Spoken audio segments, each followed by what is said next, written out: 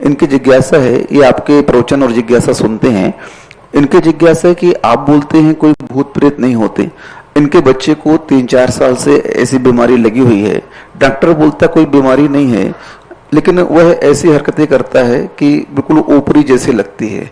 तो महाराज जी उसके लिए क्या उपचार करें फिर? डॉक्टरों ने संसार की सारी बीमारियों की खोज थोड़ी कर ली कि वो पकड़ ले में। इतनी बीमारियां हैं, डॉक्टर तो अभी क्या 10% ही बीमारी नहीं खोज पाया।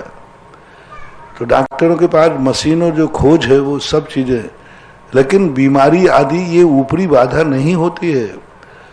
ऊपरी बाधा कुचित कदाचित होती है, निरंतर नहीं होती। कोई भी देवता निरंतर किसी के पीछे नहीं पड़ सकता। रेगुलर प्रतिदिन पड़ेगा, वो बैठा है ठडुआ बैठा है क्या कि तुम्हारे, क्योंकि बिना उपयोग लगाए बिना उसका कार्य होगा नहीं। विक्रिया भी करेगा तो विक्रिया थोड़ी कि ऐसे रोज को चले, वो तुम्हारे पीछे ही पड़ा है। बुखार बीमारी आ रही है तो 24 घंटे तुम्हारे पास वो विक्रिया छोड़ के रखे, ऐसी बात नहीं, हमेशा तुम्हारे पीछे पड़ रहा है। अब ऋषभदेव को 6 महीने तक आहार नहीं मिला इतनी बड़ी शक्ति को, तो अपन तो यही कहेंगे आज के युग में वो तो महाराज जी को कोई ऊपरी बाधा है।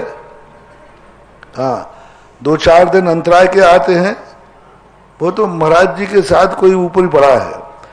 हमारे निष्कम सागर को 2-4 बार अंतराय हो जाते ना रेगुलर, चारों महाराज जी आप थोड़ा देखो सही कोई ऊपरी बाधा तो नहीं है। तो मैं तो यही सोचता हूं कि 6 महीने ऋषभदेव घूम रहे हैं, नियम से कोई ऊपरी बाधा होगी नहीं। मान हुआ देवता कुचित कदाचित आते हैं, कुचित कदाचित सीमित समय के लिए आते हैं, कौतूहल प्रेमी होते हैं, लेकिन ये नहीं कि तुम्हें बीमार कर दिया तो बीमारी चलते रहे। आज तक मैंने कभी किसी देवताओं के द्वारा शास्त्रों में किसी को बीमार किया गया है ये उदाहरण नहीं मिला। पूरे शास्त्रों में कहीं भी नहीं मिला कि किसी देवता ने किसी को स्थायी बीमार कर दिया, उदाहरण नहीं मिला। कोई देवता जिंदगी भर किसी के पीछे पड़ा रहा हो ऐसा कोई उदाहरण नहीं मिला। जितने उदाहरण मिलते हैं देवताओं के किसी घटना विशेष में मिलते हैं, उस घटना विशेष पे आते हैं, वो अपना कार्य करके चले जाते हैं। तो इस प्रकार की जो बीमारियां हैं महानुभाव वैद्य की पकड़ में नहीं आ रही हैं, क्योंकि इसके तीव्र रसाता कर्म का उदय है।